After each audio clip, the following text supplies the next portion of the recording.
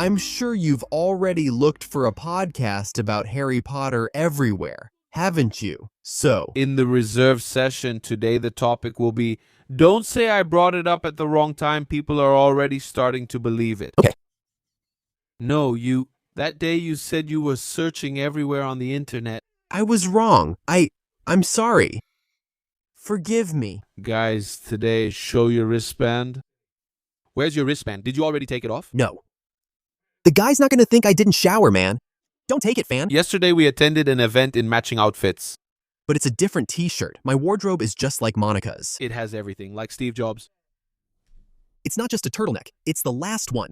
Look. Yesterday, we went to an event, but before we talk about that event, let's give our usual announcements. Please go ahead and do the honors. Yeah. Yeah, guys, if you're watching on YouTube, leave your like.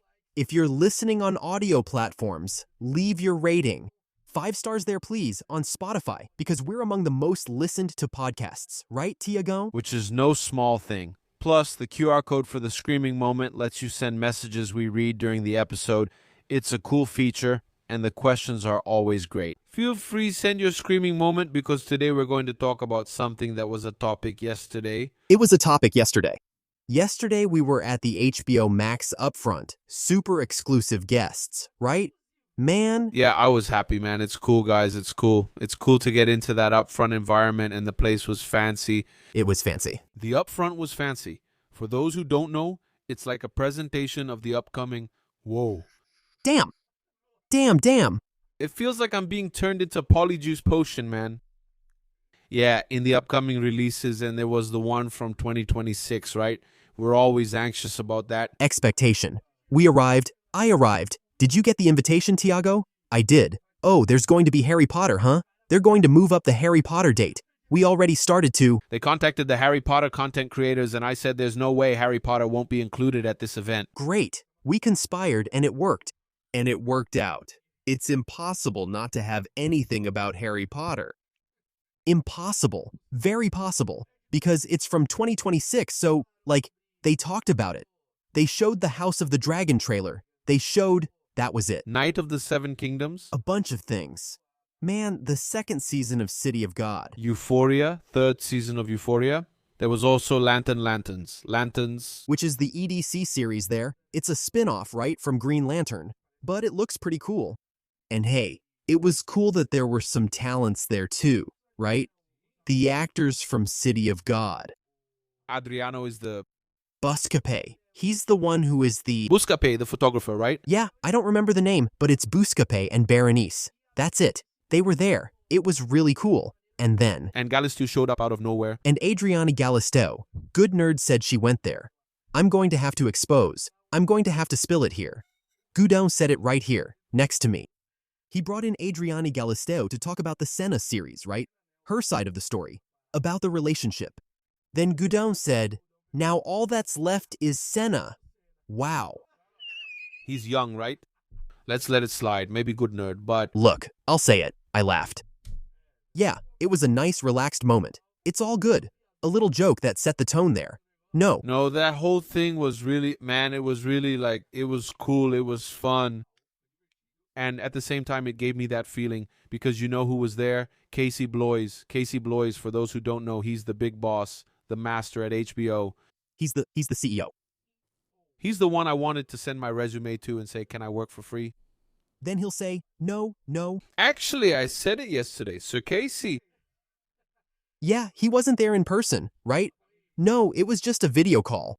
Yeah, and it was cool because after the presentations and all, there was a live chit-chat with him.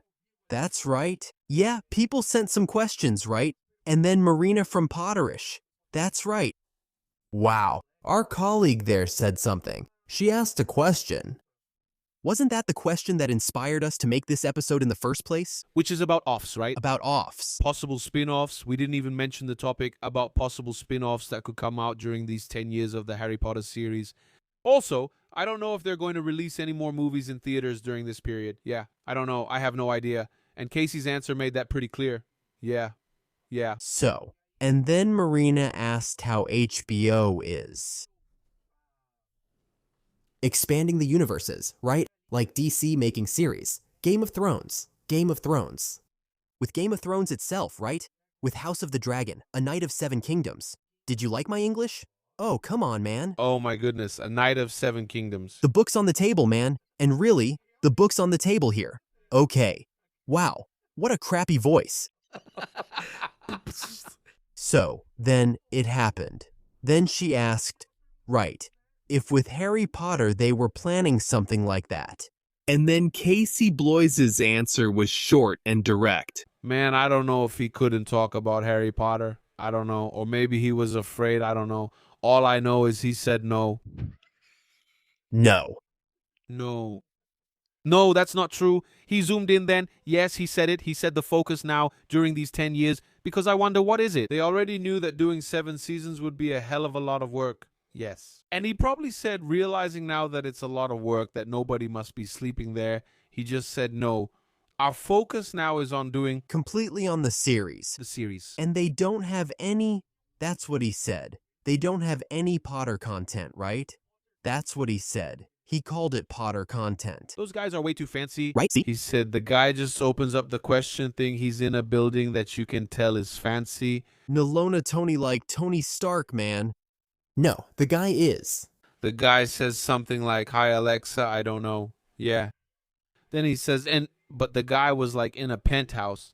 And Casey Bloys, man. Those of us posting news about the Harry Potter series, we know that Casey Bloys is important. It's a name. It's a big name. And he was one of the people responsible, along with David Zaslav, for convincing J.K. Rowling to, in quotes, reboot. In fact, He was the one who announced the series, right? at the Upfront, right? In 2023 already. That's right, 2 years. Yeah, so just so you guys know, the Upfront is when they announce things from HBO. The Harry Potter series, for example, was announced there. Damn. Man, and look how interesting, right? At the Upfront event in 2023, he talked about the possibility of expansion. Of spin-offs. He talked about it. There's this quote from him, his words, saying that this is just the beginning, that yes, new ideas, yeah. In fact, when they ordered the scripts for the series to see which director, which showrunner would accept, he said that besides sending the scripts for the book adaptations, they also sent ideas of things they could do. And so I think that it could be, if I may just ask a question, At the wrong time? not at the wrong time, but like he just simply couldn't talk about it. I get it. Like, even if something was confirmed, the guy wouldn't. It's the fan in us, right? Yeah. The fan in us is like, no, he's doing it, but he just doesn't want to talk about it. Man, and I kept beating myself up about it afterwards to my girlfriend. I kept yelling, Casey, I really wanted to ask Casey Bloys a question, man, but then I didn't. Why didn't you? Yeah, because anxiety kicks in. I don't know, man, but you've got someone that important right in front of you. It's like, I don't know, it's like having the chance to ask Michael Jackson a question. Yeah. People are saying that our inside-out personalities are kind of, They're kind of crazy. right, but I I wanted to say something. About Casey. Yeah, about the event. about what? He said. About the expansion. Yeah. He said like this, that not even in the next 10 years, the focus is totally on the series, that there were no plans at all for any other Potter content. Right. So, do you think that from what you said, it's already clear what you think? Right. Like, maybe they can't say anything. Yeah, a little bit of that. And do you think that maybe when they're done with Harry Potter, they'll come up with some kind of spin-off? Or along the way, they might. Because honestly, I don't think it'll happen in the middle of it. I also don't think it'll happen in the middle of it. You know why? Because they're really focused on making Harry Potter different from other series like Stranger Things and House of the Dragon, which take 2 years to come out. I think their focus is to have Harry Potter unfold over 10 years exactly. They've mentioned those 10 years many times. We think it's from 2027 to 2037. Whether it's every year and a half or every year and 6 months, year and 7 months, Harry Potter will always try to keep, especially the first 3 seasons. Yes, I think that's doable to do it every year and a half. Yeah, I honestly think they won't go beyond having this concern about the timing, the schedule. I also think that the 10 years they want to do there, focused on adapting the books, they want to give it their all there. So, if you add a spin-off, even if it's another team and another one working in synergy with the main one, I think it can create a mess. It can cause headaches. It can lead to confusion. So, honestly, of course, as a fan, I would like to see everything from the wizarding world. In fact, I'm going to talk here today about spin-offs that I would like to see, which I know will never happen because I'm not curious. I'm curious because they're not profitable. And we know that For a project to happen, it needs to be profitable, right? You know, it's not enough to just, let's do it because we love this story. That's not how it works. So, even though I want to see everything, I like the idea of spin-offs. I think it's much better to focus on the series as the main goal, especially as the only goal in these years. Why? Within the series itself, some things can be developed. perfect. As we've already seen in materials that have come out, things that we know happen but we don't actually see happening. Perfect. Perfect. So, you understand? There in Chamber of Secrets, for example, second season, we have Professor Binns talking about the founders, right? There, deep down, it founds. That's Minerva in the movie, right? That's it. When the students ask about the legend of the Chamber of Secrets, he gives a brief explanation about the founding of the school. So, that's a great opportunity to put a flashback there. Totally. Do you get it? Man, it would be really cool. The series has the opportunity to do that, so I think it already goes a bit beyond. It already moves away a bit from that idea that we need a spin-off. I would like a spin-off about the founders. Kind of a Game of Thrones vibe. You know, like set in that ancient time, with all that look and feel, right? Not totally like Game of Thrones, because they pamper a lot, right? Nah. I know Game of Thrones. I don't think that's true. There are some incest stories. But, in that vibe, man, we have so many cool things to see. We could see the relationship between the founders themselves, how they met, the whole plot of Salazar leaving the school, the first students. Man, Merlin was Salazar's student, you know? Yeah, you can see really cool things. The plot about the Grey Lady, with, who is Helena Ravenclaw, with her own mother. The Bloody Baron stuff too, right? About jealousy, envy, and all that. So, there's definitely potential to develop a story there. There is, a lot, you know? But what do I think? The guy's fear is, we made Fantastic Beasts. They didn't buy it. People didn't buy it. People dropped Fantastic Beasts. For several reasons. We've already done an episode about it here. Yeah, you can actually watch it. Yeah. So maybe they'll understand that the focus should be Harry Potter, because the name that carries weight is Harry Potter. It's the main story. So let's focus on that. Let's do the best we can with the books, you know? Without, really with the intention of going deeper and expanding the story within this context. Perfect. Yeah, I really liked when you said that. I think they realized that when making the series, I think even in the writer's room, the possibilities were immense within the period they had to make the series. The first season is 8 hours, while the movie adapted the book well in just 2.5 hours. Yes. It's basically 6.5 more hours per season that they can add extra content. And they're going to have to, in quotes, invent content. Not invent, but adapt what's in the book and include things that were mentioned and turn it into a great story. There are 3 series that have always been like every fan's dream, and we mentioned them, right? Which are the Marauders series, the Founders of Hogwarts series, and also a series about Voldemort's past. So much so that when fan films come out, people really focus on these 3, right? Yes. In fact, there are several fan films, even some pretty famous ones, about these topics. But you can't just throw a spin-off in the middle, because Game of Thrones, for me, works. But Game of Thrones is over. Now, House of the Dragon can share the spotlight with the Knight of the Seven Kingdoms. Why is that? The Knight of the Seven Kingdoms is something shorter. You can see that the series itself will be divided, if I'm not mistaken, into short episodes with a short duration. I've already read about this. It's not like Game of Thrones or House of the Dragon. It's shorter. And you also have things being filmed in the same studio there. Lisvenden, guys. Leavesden Studios, which is where they filmed the Harry Potter series. Lisvenden is taken.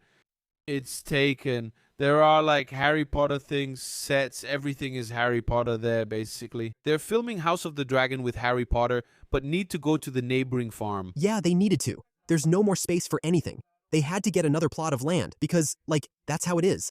How are they going to film? And it's big there, huh, guys? It's big there, man. How are you going to choose the spin-off? By the way, I wanted to make it clear that the studio was the best decision of all, right? So you built the Harry Potter sets, and instead of just destroying them, I saw some news that Netflix was already Destroying the sets. from Stranger Things. I said, Guys, it's crazy, man.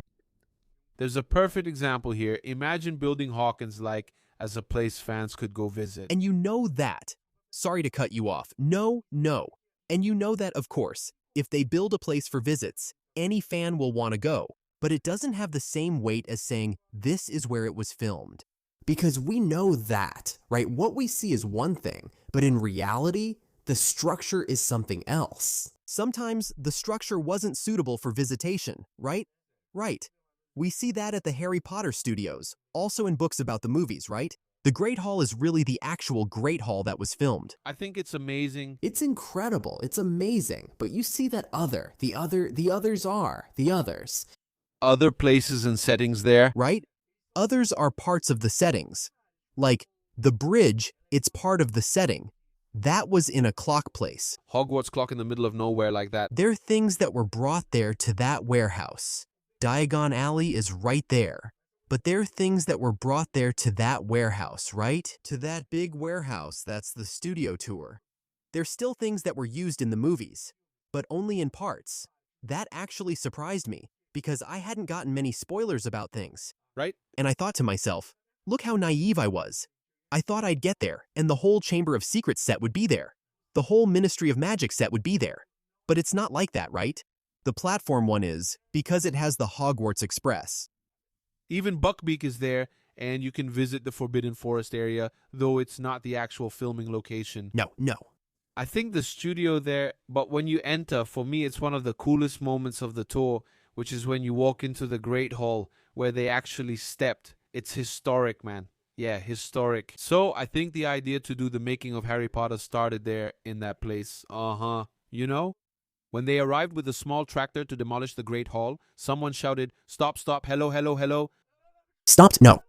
No. Why don't we do this, direct it somewhere else, and make a path? Well, that's what happened. It even went to Tokyo already. The same thing. The manicure of Harry Potter Tokyo. They recreated it there, right? And there they have the Ministry of Magic. Wow. There they have it. Man, I have this goal, to visit these places. Oh, to go to these Harry Potter things.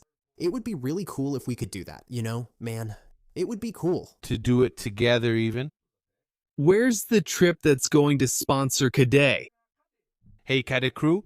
Reserved section is waiting for your sponsorship to go visit Edinburgh, Scotland, take the train ride, and then record and tell you all about it here. Together? Are you coming with us? Anyway, it's here. Spin-offs. Man, I have the most if you could choose the first one, okay? The first one you'd like I want after the Harry Potter series 10 years from now when we'll already be in our Thanos moment, okay? Don't come asking for episode analysis here. Just to watch in peace? In peace?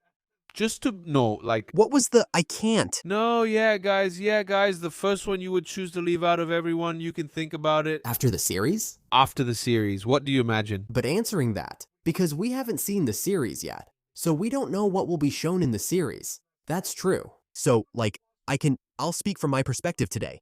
Okay? Without considering what appeared in the series. Okay. Fair. I think founders. Founders. Something more like, not just founders already at Hogwarts, but the founders' origins. Like them as teenagers? Where they met, how they became great wizards, Yeah, where they improved their magic, because there weren't any schools. And the idea of building the school, right? The Rise of Hogwarts. The name, the first students. For the fan service, imagine an episode that talks about, how the name came about, thinking about the structure of the school, seeing Hogwarts being built little by little. Of course, in the format and structure of the episodes, they would have to build the school more quickly. But come on, the first or second episode already ending with, and another thing. You can make a mini-series. We don't need a 10-season show. You can make a mini-series. Just make a mini-series with 5 or 6 episodes, man. Did Zine get it? Each Hogwarts founder has 7. Which is the most powerful magic number. Each founder of Hogwarts has a really cool trait, right? And the story of the founders is really cool. You see, the hat belonged to Godric, and the sword that appears belonged to Godric. And then there's Salazar's personality. He only wanted pure-blood students to study at the school, built the Chamber of Secrets, which you saw at the beginning, for students to train there. Man, there's a lot. There is.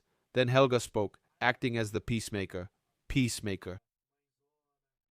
You know what I'm remembering here from the episodes we recorded at Potterly with the Marauders? Each one discussed a Hogwarts founder. I talked about Rowena Ravenclaw. I was really tense, man. Behind the scenes, I said, wow, what was it again? But it was cool. I think few people, really went deep into the story. I don't know that Rowena thought about the architecture. And there was also that guy, that wizard who's the architect, his statue, right? So he even shows up in this one. And you know how I can imagine it? Like, I can picture the scene. Like, each episode, the first 4 episodes focusing on each of the founders. Perfect. Like, so the first episode, I don't know, starts with a sword fight scene. Yeah. Pew, pew. Pew. At that time, swords. Ching, ching, ching, bye. Uh-huh. Hey, man. Then it shows, like, the guy as an adult. Uh-huh. Then he gets knocked down. And, like, when he falls, before he hits the ground, the time changes, and he falls to the ground. A kid with a little wooden sword training, And then it kind of starts telling the story of Godric Gryffindor until he becomes the Godric Gryffindor we know, It's like the new Beatles movie. There are going to be 4 different Beatles movies. Did you see that? Exactly. For each Beatle, it's a reference, but, each movie is focused on a Beatle. Yeah. And kind of after, 4 episodes, each one focused on the founders, and then the last one when they come together, or maybe just 2 more when, yeah. No, like the 4 origin ones, and you can mix it up, the timing of the thing. Uh-huh. So I think it would be a really, really cool series to watch. Really enjoyable to watch.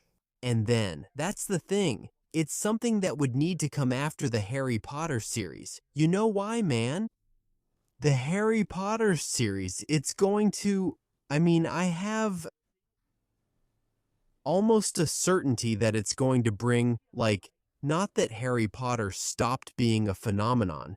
We know it hasn't. Yes, because, man, we're present in all of this. We see the numbers. We see how much everything Harry Potter sells. We see the success. We see, man, there were movies coming back to theaters that stayed at the top. That... The fans are still around. Exactly. Hogwarts Legacy was the biggest sale. The best-selling game of 2023, yes. You are, yes. So, it's not like, wow, come on, there's not a single person who doesn't know what Harry Potter is. There isn't, In fact, there was this guy from a page who made a video saying he's never seen a kid who likes Harry Potter. Only adults. I saw that video, yeah. So, yeah, I should have brought a letter signed by the school classes. Like, I went there on a Friday. I went on Halloween. On a Friday, I went to a school. And the kids, all there, super happy. They love Harry Potter. They love following the channel. And man, it was so cute. I should have brought it. I'll bring it in another episode to show them signing the poster, like the one they put up at school. A little poster saying I was going there, right? They took this poster and wrote messages on it, like, really cute, I went 4 years ago. I went to a Harry Potter birthday party for a little cousin of mine. I told Harry Potter, and she was doing... At the time, I think she was about 6 or 7 years old. It's not that kids, guys, it's just that kids don't have any other social media to talk on. Look, I'm watching Harry Potter, exactly. I like Harry Potter. If you don't see kids anymore, man, I think the person is in a world that's really, it's a bubble that doesn't go to the Harry Potter parks. How many kids do you see there also enjoying it with their families? And Harry Potter, I think it's really going to be about parents introducing it to their kids. And that's where I think the series will come in, to make this even stronger. It's not that it doesn't exist, it will just get much stronger. You know when I think we'll see the biggest wave of Harry Potter fans, kids and teenagers in this case, right? In about 8 or 10 years, because of course a lot of Harry Potter fans already have kids, but I think the Harry Potter fans who have kids now, their kids are around 4, 5, 6 years old. Guys, start getting ready for it. in 10 years, in, I don't know, 8, 7 years, these kids will be around 10 or 11 years old, which is a good age to start consuming this kind of content like the HBO series. Honestly, I don't know if the series will reach children. I don't think so, okay? At first. At first. I think the idea is to reach that teenage audience, man. Teenagers 12, 13, 14, 15, 16. I always joke that it's the crowd that makes TikTok edits, you know? These guys who spend all day being fans of my pasta, sometimes they have a fan account on Twitter, you know? So it's something that this audience, they produce a lot. They want to promote the series they like, you know, whether it's a sing or two. It's an audience that's there all day wanting to enjoy it. I think it's a passionate audience. When we were teenagers, we wanted everything we liked to be successful. Basically, that's it. Yeah. So, I agree. And I think Harry Potter is going to get a lot stronger with the series. And that's where the momentum comes from to have spin-offs. You get it? Like about the founders, for example. Yeah. In the first episode, I don't know, let's say, I'm just giving an idea here, jump to the 3rd season where there will be a full flashback of the Marauders. There might even be a whole episode dedicated to them, to the Marauders. Wow. It was one of the highest rated episodes. Wow. It was one of the most watched episodes and the one that generated the most edit content and engagement on social media. The cherry on top is right there. They're going to have to analyze that audience. What the audience likes, what the audience wants to consume. If the Marauders that they asked for so much really worked, you know? So it's something that I see as the series will serve as a study for what they want in the next 20 years, you know? It's because, man, it's Harry Potter, the IP, right? Harry Potter will keep going for sure. I'm already sad just thinking that I might not be able to watch Harry Potter content when I get older because it's a series that's going to last for like 100 years from now. We need a Philosopher's Stone. It's impossible otherwise. There will be new content coming out. Yeah, man. We live in a world where companies, they really suck everything dry. Yeah. What will become of this? Harry Potter in 100 years, I don't know. We won't be here. Exactly, neither me nor my daughter. Yeah, that's right. In 100 years, the world changes, but yeah. I don't know if Harry Potter actually will still be around. You know, when a series is 70 years old. If I'm not mistaken, 75 it goes into the public domain. Public, but I don't think it's 70. I think it's 92 years. So then everyone will be able to make movies. About Harry Potter, there will be, I don't know. It's something I hope for. Harry Potter is a brand that's handled with a lot of care. I've always felt that. So they're well taken care of, right? They're so careful that it even gets annoying. Exactly. It's not like any other series. It has to be that way. And Fantastic Beasts was... I'm not going to keep talking about Fantastic Beasts. I've already made a video about that. Ooh. But Fantastic Beasts was a test that, while it worked at first, it didn't work out later, right? So they're hesitant about spin-offs, hesitant about this kind of thing because, I don't know. Yeah. And you choose spin-offs. I had a really cool idea. I'll tell you. The idea I have is that you've never seen Ted Lasso, right? There's a believe sign over there that you guys can't see. Ted Lasso is a series. Check out this idea. It's a series that combines sports and other elements. Afternoon movie from back in the day, the one about Quidditch. I had thought of a series where you have a team of misfits like every afternoon movie and Ted Lasso too. You have characters who will win over the audience by being misfits, not all. Also, you have characters who will win over the audience by being misfits. It's not a family drama. Perfect. The one who can't afford to pay for finances or something like that. And then the coach arrives. Then comes the coach, who usually isn't that coach. It's going to be the kind of coach who wins people over with his heart, you know? So he's going to make this misfit Quidditch team win these friendly matches first. If I ask the chat, there's a script for this right here. Just kidding, but look, I give the idea and he improves it. You'll be able to see the context where the team evolves game by game, and we see them entering a league where the series could take place during the time when Ginny is playing professional Quidditch. Think with me. Think with me. Gina is playing, she's playing for the Harper, what is it? Harling Piers of Holyhead? Piers of Holyhead Harpies. Holyhead Harpies. And for the fan service fans, it could be Ginny showing up in one of the episodes, man. Cool. Or playing against... It's just that this teenage team, I can't see them playing against Ginny's professional team.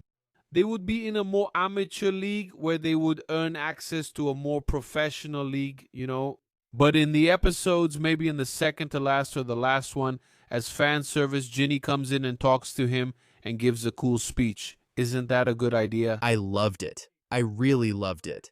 I would really like to see some spin-off about Quidditch, even though I know it's pretty much impossible. Because it's very expensive, right? Yeah, no, it's very expensive, but I don't know if it has any appeal. You know what I mean?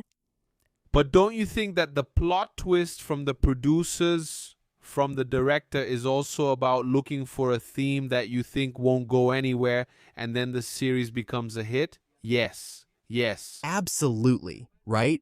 But I think that at the moment, of course, here we're not going to stick to rules in this episode and wow, they won't make it because it's not profitable. Profitable. That's what I was going to say. It's not profitable, but let's just dream. Okay, let's dream. Let's just dream. For example, The Mandalorian, right? He's the guy who's like kind of like Boba Fett, right? Who's the guy that is but come on, they made a series about... Look, I've never read Star Wars comics, okay? I don't think he was a character that existed. The Mandalorians, yes, right? But I don't know if it was focused on him. Yeah. I don't know either, man. Me neither. I like Star Wars, but my focus is, I like the movies.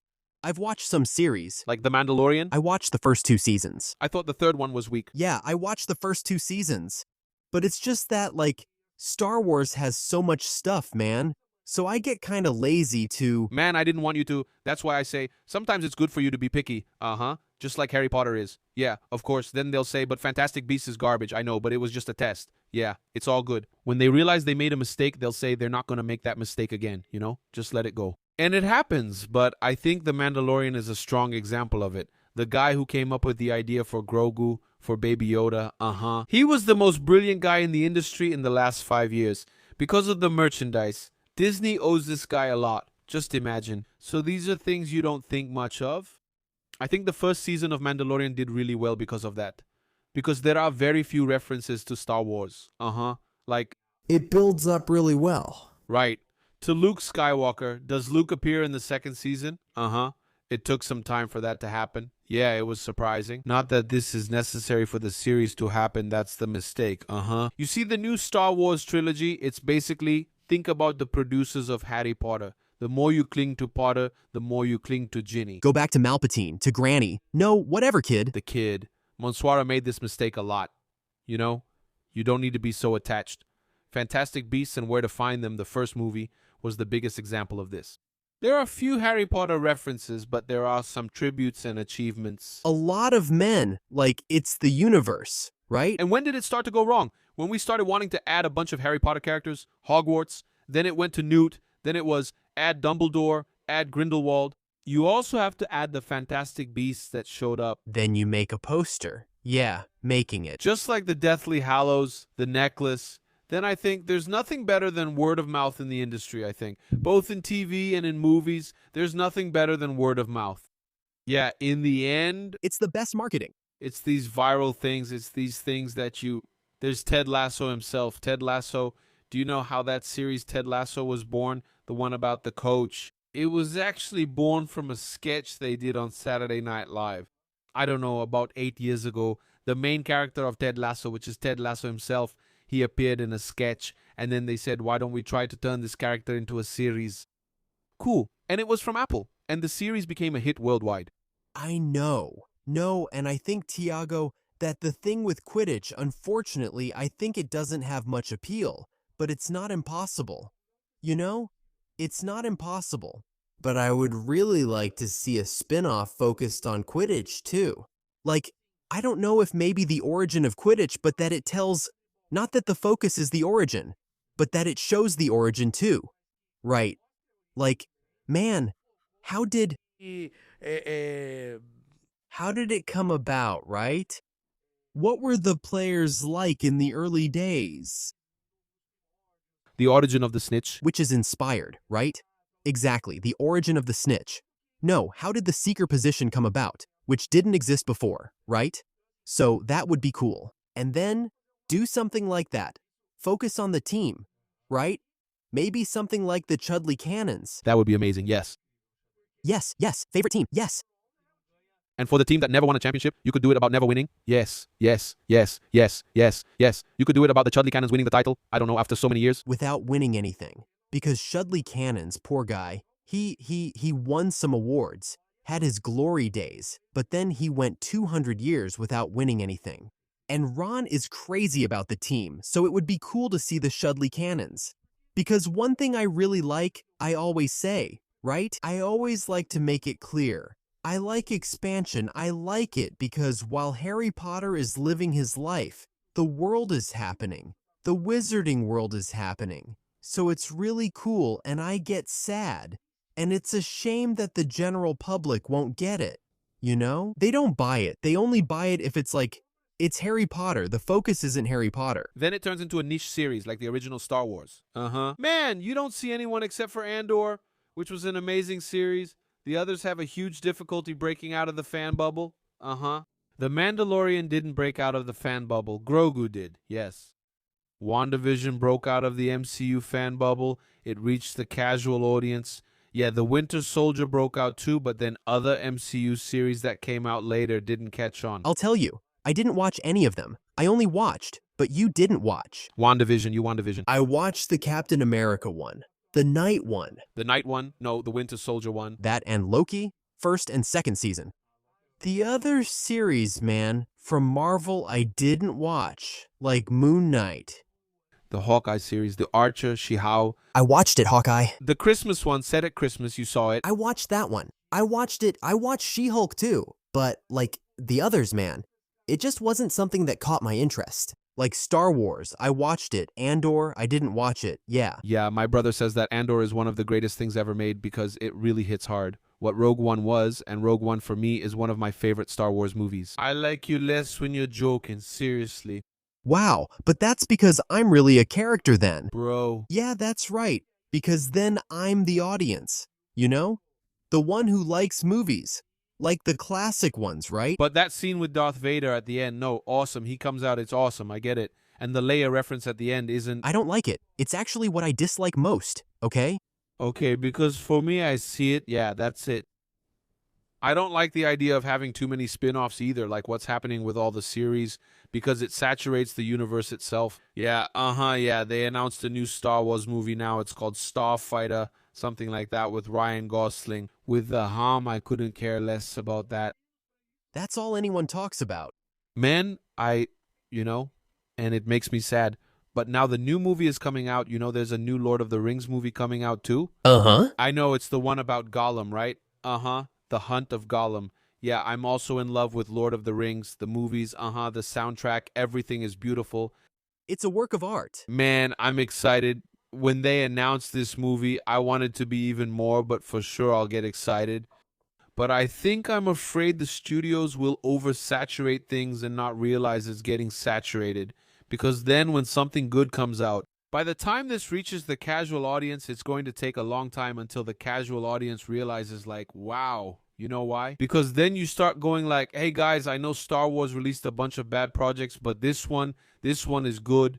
And they're going to seem annoying, like, but sometimes the thing really is very good, like Andor. Yes, for Andor, watch Andor. Andor is going to be one of the best Star Wars projects ever made, but the casual audience is already going to be like, okay, whatever, you know? Yeah. That's the problem with spin-offs. With spin-offs from an existing universe.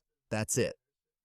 But anyway, speaking of spin-offs that I would really like to see, I have two like that which are really special. That I would like. Put please. This could even be short episodes, like little 20-minute episodes, you know? Yeah, about the chocolate frog cards, the wizards, the cards, The chocolate frogs. I love your hyper focus on the soap cards, on the frogs. I love it because you've always been really passionate about that. It really expands the universe. It really expands the universe. Those cards that you collect cards. Do you have all of them? I have all of them. But then, do fans make them or do you buy the original ones? No, I have all the ones that were released by Universal. I think there are about 25. It's not that many. Yeah, there aren't many. They release a few a year. You know, sometimes they release 2, sometimes none. And are they valuable? Is there one that's the most valuable in your collection? And the Golden Dumbledore is worth like... Do they release them in different colors? Yeah, the Golden Dumbledore and the Silver Dumbledore were special editions. No, you can't find them anymore, no. You can't find them.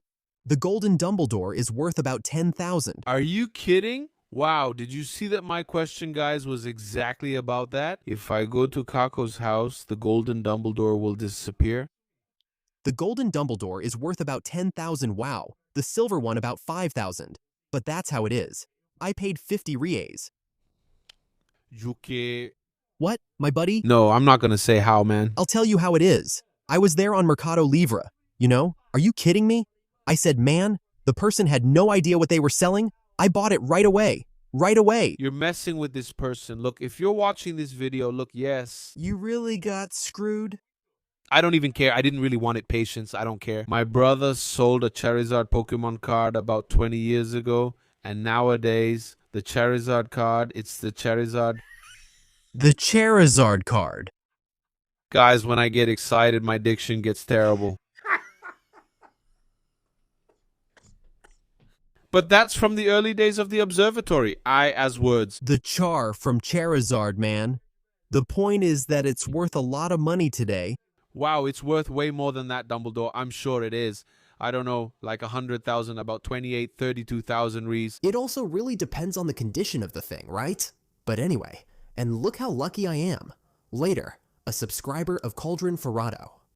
She had a Harry Potter collection, and then she moved out of Brazil, and she said, man, I wanted to leave my collection with you. I wanted to give my collection to you because I know you'll take care of it. Or did you sell it? No, I didn't. She really let me have it. Are you kidding? She said, I wanted you to have this collection because I know you'll take care of it. If I check her Instagram and see an unread DM, I'll be upset. I'll split it in half. Half with you, half not. It's just that you're a collector. What detail? I had a card from the chocolate frog, a little tin, a little chocolate frog box. I'd open a few packs and it was the Golden Dumbledore again. But what do you mean? You mentioned opening, not doing it. No, I meant opening the box she kept inside. She kept it because, unlike Pokemon, you can't buy it as a surprise. It comes from the frog. And is it a surprise when they release a new sticker? Is it marked for like a week there? The box, the packaging? Yeah, so it says like new sticker here. Then you buy it. And after that, it comes randomly. Today I can, so there isn't... No, you can't find the golden one? I can't find the golden one. Even if I buy 20 boxes of chocolate frogs at the park, I won't get a single golden one. You could buy 1,000 and you still wouldn't get one. They just don't come anymore. No, it was promotional, man. It was from way back when... Michael Gamble, right? Gamble? Like Richard Harris, it's Michael Gamble. Gamble is the silver one. It's even harder to find than the golden one because it was released in Japan. But it's worth less. It's worth less. And what's more, it was released in Japan. In Japan. And does it have the founders, the 4 of them? Does it? And those actors there? Fufu. They are actors, but they... What were they hired for? For the park? To do... Actually, you know something really cool? The actress who played Jaconda Sykes, who is that witch who crossed the Atlantic. The first witch to cross the Atlantic on a broom. Her.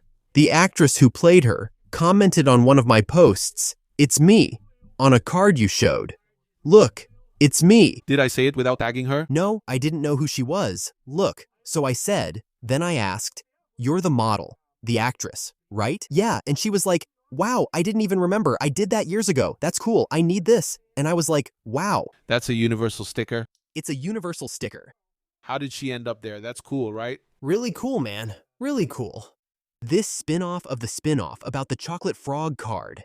How do I picture it? Like, I imagine a short episode, because their stories are really short anyway, right? Like, there was the wizard who created the sneakoscope. There was the witch who invented that love potion. There was the wizard who discovered that the Banshee's song wasn't fatal. Things like that. Couldn't there be a chocolate frog card of Harry's dad? Not his dad, sorry. James's dad. Flamont Potter. Yeah, they could. Right? Well, they could. That would be a great idea for Universal. A guy who looks like Harry, who created that potion. Yeah, that would be really cool. Yeah, that would be really cool. So, I was thinking like really short episodes because there are so many little characters, right? They could even make seasons since there are over 100 little characters. Uh-huh. And then, like, it's these short episodes, like 15 or 20 minutes, and then it ends. Like, it kind of stops the scene. The scene kind of freezes, like the scene freezes, and the camera pulls back, and the sticker frame appears, like that. Okay? And like, man, Now I get what you want to do. You want to make an episode telling the story of the wizard's feet, right? Exactly. And then the episode ends like with one of those freeze frame scenes. Or, no, he kind of goes as if he's really posing for a photo. I don't know. yeah, and then he comes in, then it zooms out and the sticker is there, you know? And then it goes, like, into the book, like that. Complete. Right? Yeah, it keeps filling up. Cool. Really good idea. Man, would that sell? I don't know. Is it possible? Pretty much impossible. But it's my dream. I actually wanted to do that. I wanted to do it at Leaky Cauldron. I wanted to make, like, a fan film, you know? But man, there are over 100 stickers, and I'd have to hire actors. I'd have to... You get it? You get it? Man, so I don't know if I could pull it off, but it's a big goal of mine. But cool. And I wanted to make everything real there, you know? I didn't want to use artificial intelligence, like do anything like that, you know? I wanted to do it with actors, filming. But that would be a lot of work here. Right? Yeah. But it's cool. The idea is cool. And I'm not looking down on anyone who uses artificial intelligence or anything like that either. Of course. To do it, right? But yeah. It's something I'd like to do. Yeah, of course. Yes. Is there a project of yours that you'd like to put out there? And what was your second idea? You mentioned it. The second idea would be a House of Black. About the Black family. No. It would be insanely good. Insanely good. It'd be on the House of the Dragon level. Insanely good. You know what I mean? Because it's the family with the most drama there is. Man, just imagine the connections with other families. Everyone is nosy, even about the House of the Dragon spin-off. It's because he has the Black House there, right? Green Black, isn't it? I think there's the team that they even use in the marketing. Yeah, there is. The team of... Greens. And the Blacks, yes. The Blacks are Rhaenyras, and the Greens are the Targaryens. Right, yeah, Yeah, actually, they're all kind of Targaryens. Because the girl married the king, and her son is a Targaryen. I've never seen House of the Dragon, can you believe it? Man. Yeah, what's up with that? But yeah, there's the black team and the green team. The Greens are from the side of... I forgot the girl's name. Which is from Hightower's father, who plays Luna Lovegood's father. Exactly. I know that one. I remember doing something about the daughter. His daughter who married the king. That guy who becomes a widower, right? Who walks around in pieces. His wife. I saw the first episode. The wife dies in childbirth, right? Man, I'm telling you, I'm terrible with other people's names. In my head, my hard drive only has space for Harry Potter information. That's why and Luna's father. With other things, I just forget the name, man. Alicent. Alicent Hightower. Alicent Hightower. She's even the girl who gets married. Who marries the Targaryen there, who is Rhaenyra's father. That guy who gets sick later. Right? Who, man, is falling apart. Yeah. I remember. I saw the first episode, which is exactly about the baby who... So... Yeah, they're divided like that. The Blacks are Rhaenyra's side, the legitimate queen, right? And then the Greens are Alicent's side. Yeah, because Game of Thrones is a mess too, with people marrying cousins and hooking up with siblings. It's a mess. It's a mess. Mess of Thrones. No, but this idea of the House of the Black, but can you imagine Sirius showing up or not? The House of Black, right? Way back, man. Way back, right? And like, we could see generations. The generations of the Black family, back there with Phineas Gelos Black.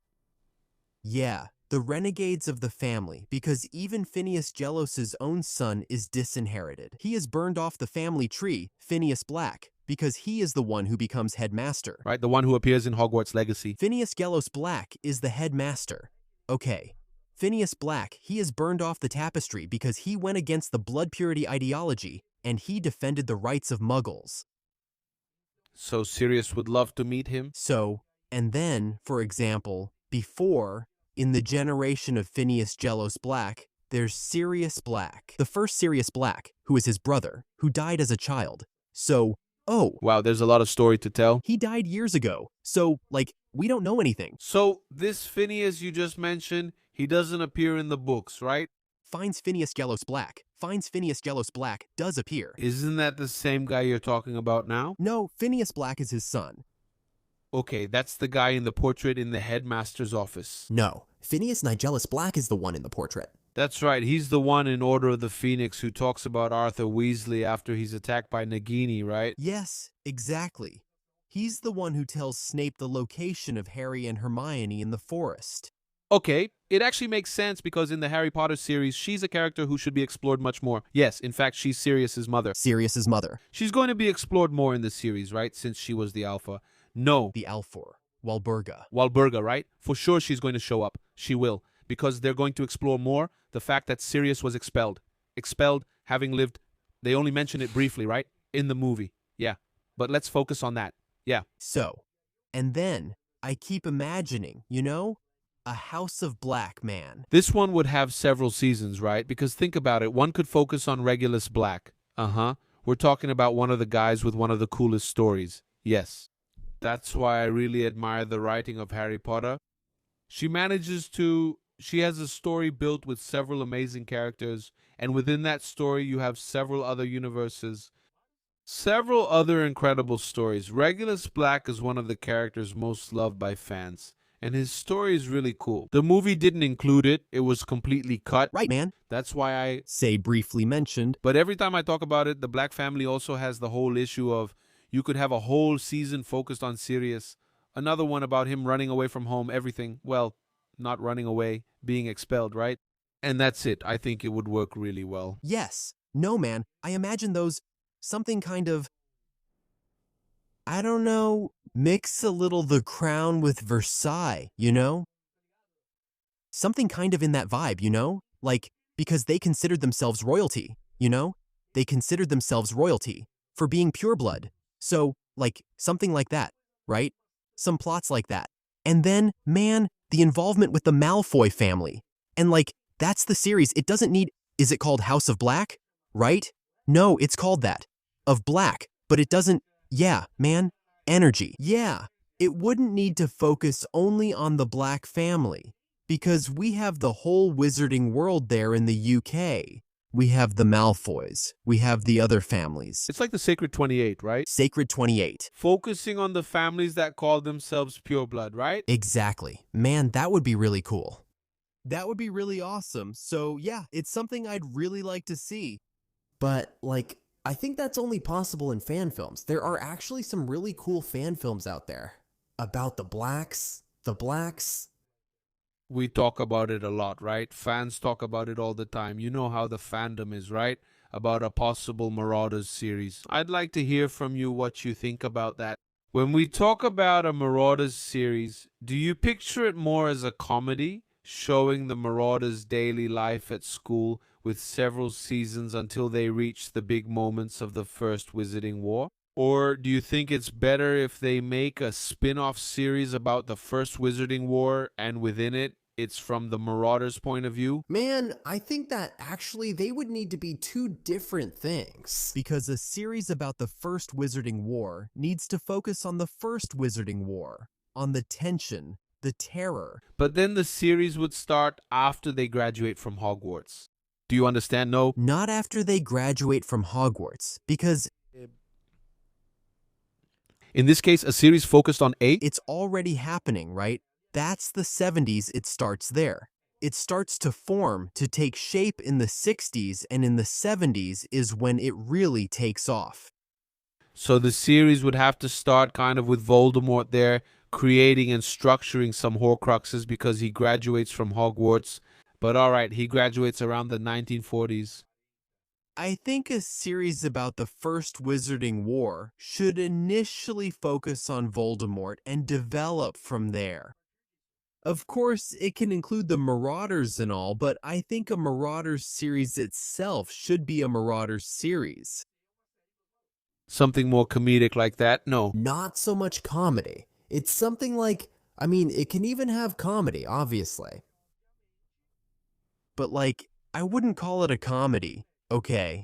But it should be something centered on their teen years, because that's what they were. Exactly. That's what they were. Exactly. You know? Something really centered on them as teenagers. Yeah, there was no way to avoid showing the bullying. No, I don't think so. Petty fights with Snape? Exactly. That's part of the story. The Interest, because I think that people see that Lily chose James, but it's also good to show this development and not Snape, the development of this romance, right? This thing of, maybe she was always interested in him and never had any romantic interest in Snape. Yes. That's just a fact. Exactly. You get it? If Snape saw her and was in love with her, then the problem is... She was very, she loved Snape as a friend. And that's the famous friend zone. Yeah, and like, she could have even loved Snape as a partner. Right. But the side he chose, even before that fight where he called her a mudblood, he was already on the other side, It was already what she was against. It was already what oppressed her, So, like, the people he hung out with, you get it? If Severus was in Gryffindor, then do you think that's que isso é a prejudice I have because of the movies, or do you really think the Hogwarts house influences destiny? It does influence. It really does, especially back then. It's not the house itself, but the company you keep in the house. Harry met Ron and Hermione in Gryffindor, and they were fundamental to his journey. Totally. And Draco, who did he meet in Slytherin? Crabbe. Goyle, Pansy Parkinson. Did you understand? So, of course, it's part of their development and it reflects, right? In their daily lives and in who they're going to become, right?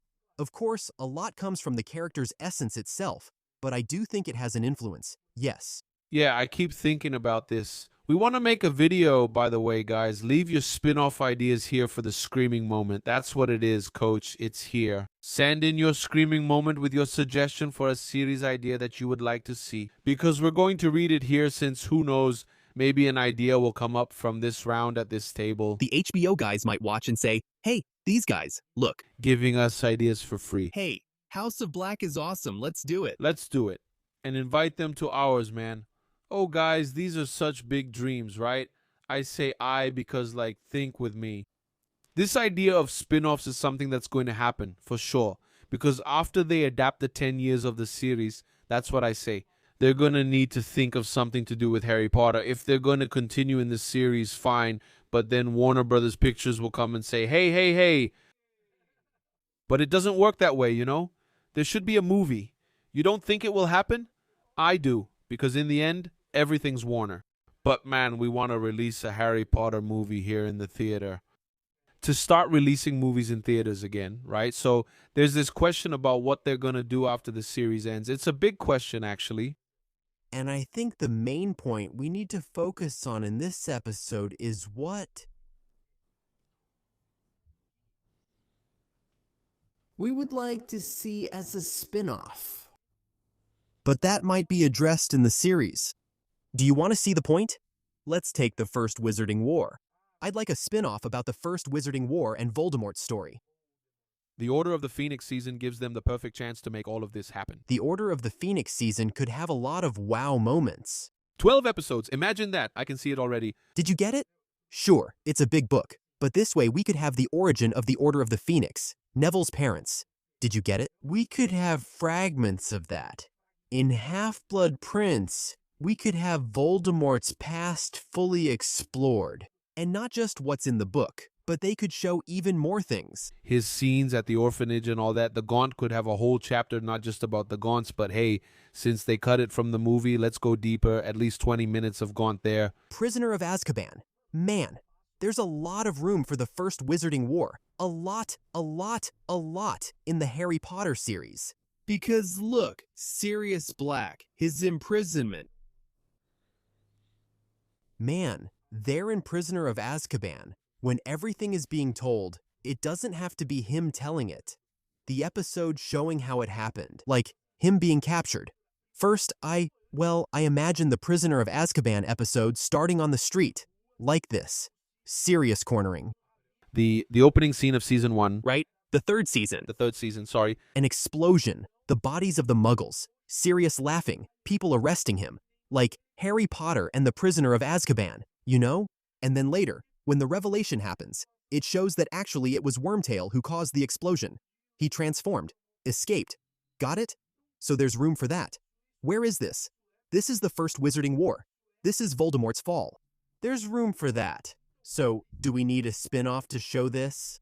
It would be cool if there was one, but it fits the series. You get it? It fits in the series. That's why sometimes Casey Bloys goes to an event like yesterday and answers really bluntly, because sometimes the guy has already seen the huge possibilities. No, we haven't thought about expansion. The expansion is going to happen within the series. Yeah, it's already here, you know? And, Tia Go, is there any other spin-off you'd like to see, besides the ones we've already talked about? Yes. Check out this idea. Ronnie in a marriage crisis. What a mess! Calm down. Calm down. Let me explain. You have Rupert Grint, right? Yeah. And Tom Felton. So I had already thought about a series. Married? No, the two of them together. I had already considered a series starring Tom Felton, you know?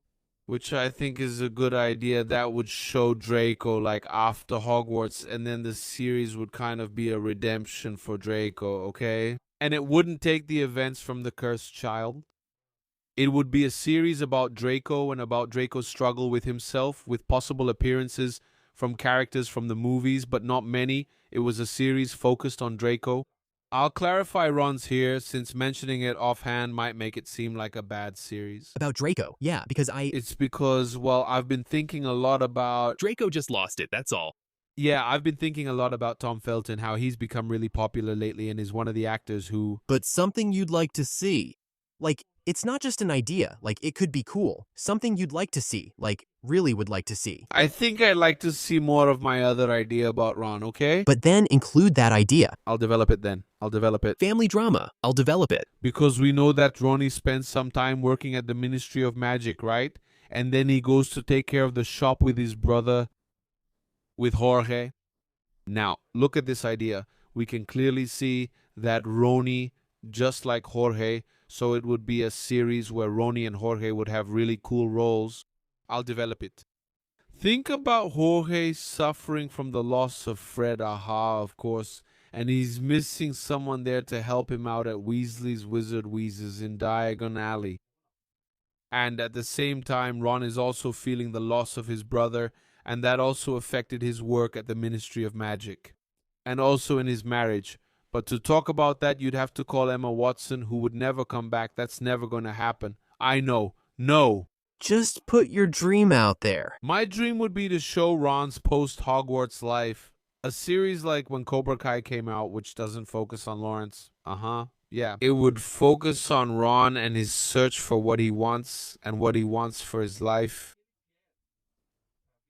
We see that he didn't do very well at the ministry, and then he did, and showing that development. And then in the end, I imagine him, you know, being this person that this sounds more like fanfic than a possible series, but that was the idea. I think if... Open your heart. I don't know. Or we listen and we don't judge. Maybe you guys will judge, actually. I would think of something. I think that... Guys, that's a cool idea, but that's how it is. It's cool. It's cool, guys. Let the boy speak. It's basically going to be like that. It's kind of a sad series. He talked and talked, but didn't say a damn thing. But it's because the concept just came to mind. I get it. But since we're talking about a spin-off, something more well-rounded, I decline. All right. Something more well-rounded, maybe this one will pass. All right, this one. Casey Bloys answered no. We listen and we don't judge. Okay. But it would be a series about Ronnie. Okay, cool. Okay, always going through hardships. All right, okay. All right, I'm serious. He's being really cynical. I am, I swear. No, okay. Now I'm being serious. All right, it's fine. No, yeah. You're especially terrible at the Saturday one, okay?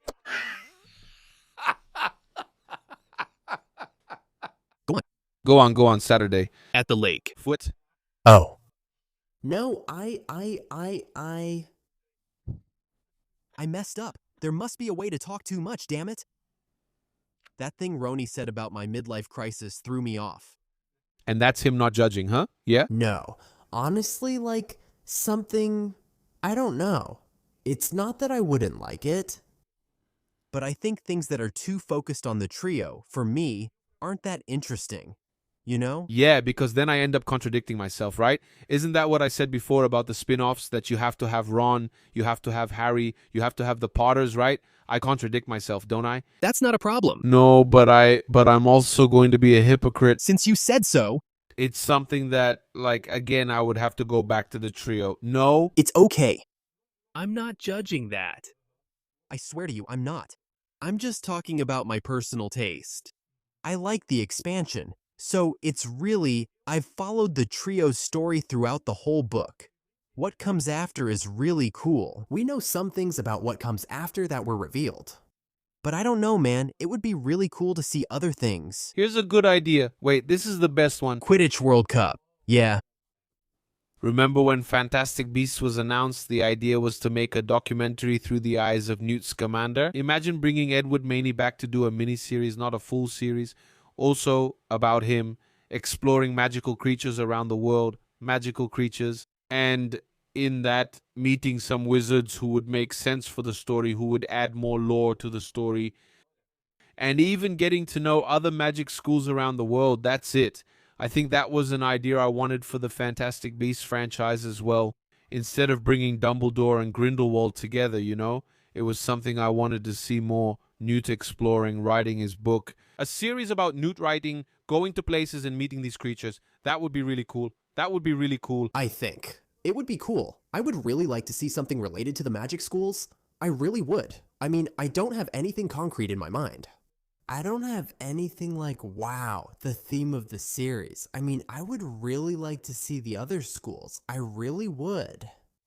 how it works, what they're like, what they look like, the students' uniforms.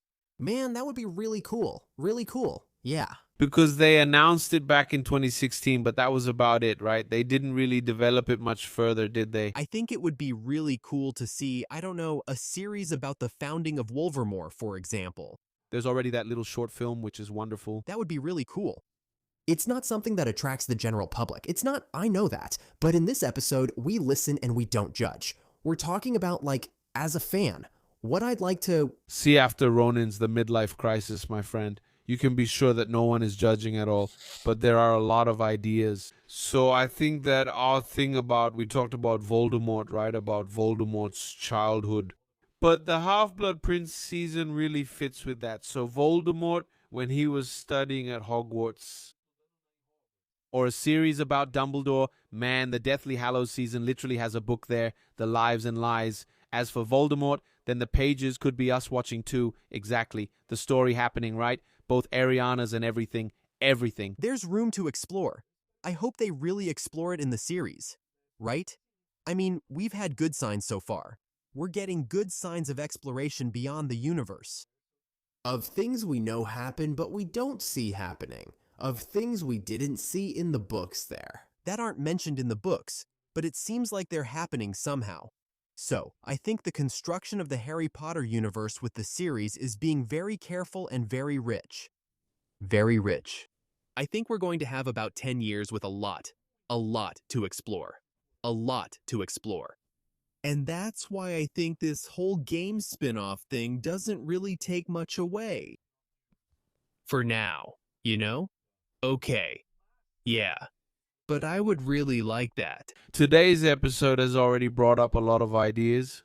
Yeah, and if we kept talking here, the ideas would just be endless. But in fact, the guy's focus right now is the series. You know something else I'd think was awesome? Focusing on the uprisings. Like the Goblin Rebellion. The rise of the Ministry of Magic. Something like that. The International Statute of Secrecy. Man, that would be awesome. That would be awesome. Back in the House of Black thing with the Malfoy family. For example, the Malfoy family, before the Statute of Secrecy, they used to associate with rich and powerful muggles. There was even a Malfoy who tried to be Queen Elizabeth's suitor. Crazy, right? You get it? But yeah, he was rejected, obviously. So, it would be cool to show that, you know? Because they act like No, we're purebloods, whatever. But after the statute, Because before, when it was acceptable to have relationships with muggles, they would just get involved with the well-off ones. yeah, with the well-off ones, you know? The Malfoys, basically, they're like that person who dates an old guy and gets, yeah, the wealth. No, and like the first Malfoy arriving in Great Britain with the Norman Conquest, right? Uh-huh. Yeah, man. There's a lot. Where are these Malfoy stories from? The Malfoy family is in a text on Pottermore. On Pottermore, written by J.K. Rowling. Does she talk about all of that, even about the Malfoy Queen? Yes, it's in that text. That's awesome. Did I know there's a Malfoy text in Harry Potter? There is. Pottermore has so much stuff, right? Pottermore has us. We could do an episode on the Pottermore text, right? We could. That would be really cool. Wow. Because there's a lot here. You guys have no idea. That would be really cool. Seriously, because after the movies, right, back in 2011, 2012, when Pottermore came out, and then in 2013, 2014 at least, I think about 15 to 20 texts were released on Pottermore, right? I think there are about... Close to about 100 texts. 100 more written by her, yes. Wow, so we could make a series here on Seção Reservada with texts from Pottermore. We can focus on 3 each time. Yeah, it became an ebook there, like those 3 ebooks with stories from Hogwarts. The HBO series team is in good hands and has plenty of material to work with. Right? Material. By the way, when we watch the series, it'll be cool to catch these references to show people that this had already been mentioned. Right? Yes. Many people will say they're making things up. Then we'll need to come here on Seção Reservada and tell everyone. Look, yeah. Bum, Guys, they're not making things up. I picked this up to read during vacation. Yeah, I did that. But I think we managed to talk pretty well here about some ideas we wanted to. Do you have any more ideas, or do you think no? I don't have any. Man, yeah, I think so. Actually, I often want to watch something from the wizarding world, but these are my top choices. guys, before we go to our wrapping up moment, I want you to comment on which of our ideas you like the most. And I kindly ask you to comment here on Ronnie the Maida. If you were the boss, the big boss at HBO, you watched this episode. Which of these ideas made you say, I'm going to produce this? Or you can do even better. If you want to add your own story with a script and everything, leave it down below in the comments. There could be a genius in the comments, a screenwriter who's been waiting for this moment to share their idea. But now I think it's cool for us to get to the best moments, which is the Howler moment. The Howler moment. Are you ready? Let's see what people sent in. Howler moment, let's go. Wow.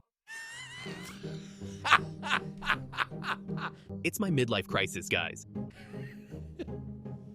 Wow, I felt like an old man, right? Let's go. No, but really, let's go. Let's get to the Howler moment. This is our first message for the Howler moment. Aline Moraes sent it. It's so good to see you together. My question: how do wizards get eye exams so they can wear glasses? Are you the one who needs it? Because no. How do wizards get their eyes checked? Wow, I really need that. I see everything blurry here, you know? I even have to strain my eyes. Alright, so I don't know, honestly. I can't answer that question. Look, I've already asked myself why Harry needs to wear glasses several times, but I've never really looked into the answer. Man, I just think, like, wizards find the look of glasses cool. And nearsightedness, in this case, is a condition, right? Yeah, it's not necessarily a disease. They can heal things, but there are wizards who really don't care and use it anyway. Life. Look at Dumbledore, guys. Dumbledore's style really goes well with glasses. It's like this. I don't know where they get their eye exams, man. It's something like, I don't know, their eyes get blurry, they buy glasses, and that's it. Yeah, but that's it, Aline. Thank you for your message. Our buddy Rafa Matias sent the following. Hi, reserved session, a question. Is Harry, son of a wizard and a muggle-born witch, considered a half-blood? Look, let's consider that first of all the blood status terminology is purely political and social, okay? It's not biological. Harry is a wizard, period. Lily was a witch, period, even though she was Muggle-born. Muggle-born is a political and social term. But in the eyes of blood purity ideology, yes, Harry is a half-blood, because his mother is Muggle-born, so his maternal grandparents are Muggles. His lineage isn't entirely wizarding. He does on his father's side, but not his mother's, so he's a half-blood. Good answer. Have you considered making a channel? I'm thinking about it. Helena Cagliari sent a message here. Hi guys, how are you doing? The movie I like the least is Goblet, because at the time it was my favorite book. Look, then she must have been really upset with the cuts. And she really opened up. When I went to watch the screening now, I was also shocked at how much Chaos Goblet of Fire is a fast movie, and it's not ashamed of being fast and rushing like that. I feel that way with the Half-Blood Prince. Yeah, wow, but Chaos Goblet of Fire, look, rewatching it now, I still love it, but I felt that too. Yeah, Helena, I share your pain more with the Half-Blood Prince. I mean, of course, nowadays, right? Back when the movies were being released, we wanted to see everything that was in the book. We still have things we would have liked to see and think it was a mistake to cut them. But the movies are a part of our lives as fans, at least for me, personally, and I think nowadays I watch them as separate things, you know? No. I have a surprise. You won't believe it, but there's another message from Helena. Are you surprised? I want to read this one. You read one. I want to read this. Helena Cagliari, go ahead. Okay, Helena Cagliari sent another one. Look, today, my movie, she finished. She added to it. Today, my favorite movie is Order, just like my favorite book. Dan gives an amazing performance, even if it's not very faithful. My dear Helena, I completely disagree. are you talking about a space show or an acting show? I don't think so. By the way, Order, I think that's the movie where Daniel is at his worst. Yeah, I do, Ordem. Of course, that's her own opinion. Obviously, I don't want you to change your opinion, but I don't really like Daniel's acting that much in Order of the Phoenix. Actually, I think I like the trio's acting more in the first movies than in the later ones. I think that's it. The one who keeps improving is Rupert Grint. You know, like, in his acting. But, that's just my personal opinion, right? And, man, Order of the Phoenix as a favorite movie is actually the one I like the least. Order of the Phoenix. But knowing some people have Order of the Phoenix as their favorite, where are they? What do they eat? Hehehe, it's my favorite. No, cool, that it's your favorite. Really cool. Me, but I don't know. I really like the book, even though it's the slowest, the most boring book. But I missed some things that made me... I don't know, I think they made me not fall in love with the movie as much as I would have liked. I would have liked to, yeah. Message from Igor Ribeiro. I thought you guys didn't talk about what you thought of the scene where Harry is possessed by Voldemort. Do you like it? I do. It's a really cool scene. And it's a really nice idea. I like this thing about memories, friends' memories, like in Stranger Things when Max is with Vecchio. Don't let go, Vecna. I like it. I think it has actually, huh? Actually, on the day we're recording, there's going to be Stranger Things here. So I really like that scene. I think it was an excellent edit, very emotional. Wow, I love this scene, seriously. And the wow, that's really wow, and Dumbledore with a face like he doesn't know what to do. But if I had to pick a favorite scene, it's from Order of the Phoenix. There's Dumbledore. There are flames in the church. There's a blaze of fire in the church. I love this video. There's an order here. There's a blaze. Nossa. Very good reference. And then he puts the blaze of fire on Nemoro Principe. Just a tip. But Igor, we love that scene. I really like it. It's a cool scene. Well constructed.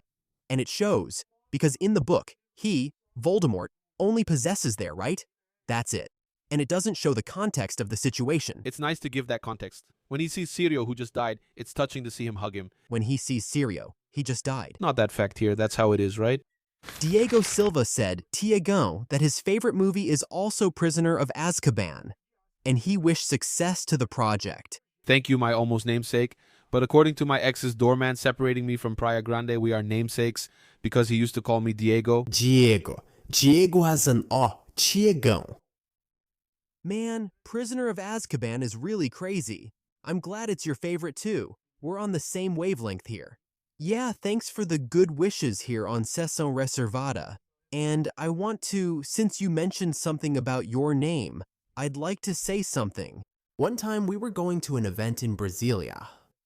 Tiago, me, Leo, and Renier. It's Renier. He was there too. Yeah, he was. The four of us were going to an event in Brasilia. And then Tiago got it in his head that the name of the captain, the pilot, was Tiago. He heard on the radio the captain was named Tiago. After the flight, Tiago said he'd ask the pilot when we got off, since the pilot stands at the door. Waiting for people to get off, right? So as we were getting off the plane, Tiago, all proud, he came up and said, "Is it Tiago or Diego?" Then the guy showed his badge and said, "It's Julio, man. It's Julio, man." Man, those were some of the moments that were like, I don't even know how to describe a moment like that, but it was funny, man. Guys, is your name Diego or Tiago? It's Julio. Leo imitating this guy. I think that's one of my favorite things. When we manage to get these two together here, Leo will tell this story again, because when Leo says, "It's Julio, man," it's hilarious. I feel like I can hear Leo saying it. Very good. But thank you for your message, Diego. Thank you. Diego. And that's the end of today's shouting moment. Thank you all so much for your messages. And if you want to send your own shouting moment, the QR code is on the screen so you can join the next ones. We made the decision, we waved the wand. For what? That the best spin-off idea from this conversation was House of Black. It was the one about House of Black? It was House of Black. No, the one about Quidditch, too. That's right. Wow, that was the first idea I threw out here. It's true. And that's gonna stay 100 minutes. Jana. Wow, you're good, huh? Have you thought about your line for today's episode? It's wow. The guy's destroying the set. Man, it's mine. It's mine. It's mine. It's true. All right, it's mine. Ouch. Hang up. Call. There. Call. Just call. Shit. Hey, man. Are you crazy? Man, you put on a magic show here. Did you like it? You levitated the wand and opened the window. Okay. Damn, man, you're crazy. This guy is trouble. And I'm going to do a real magic trick here that you guys don't know. This is my secret. Huh? Are you a magician? What? YouTuber, man. Not now. Man, but I know how to do some magic tricks. Yeah. Uh-huh. Go ahead, say your line. Yeah. My line. Did you think of one? I have one off the top of my head. York, does it fit with today's episode? No, I didn't think of one. And now? Now?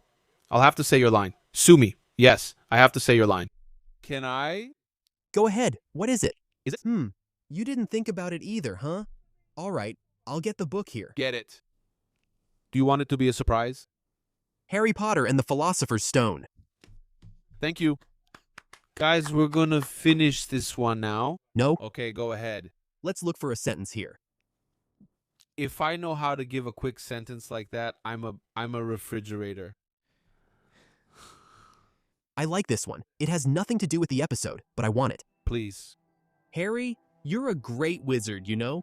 I'm not as good as you, Harry said, embarrassed when she let go of him. Me? Books and intelligence. There are more important things. Friendship and bravery. And Harry, be careful.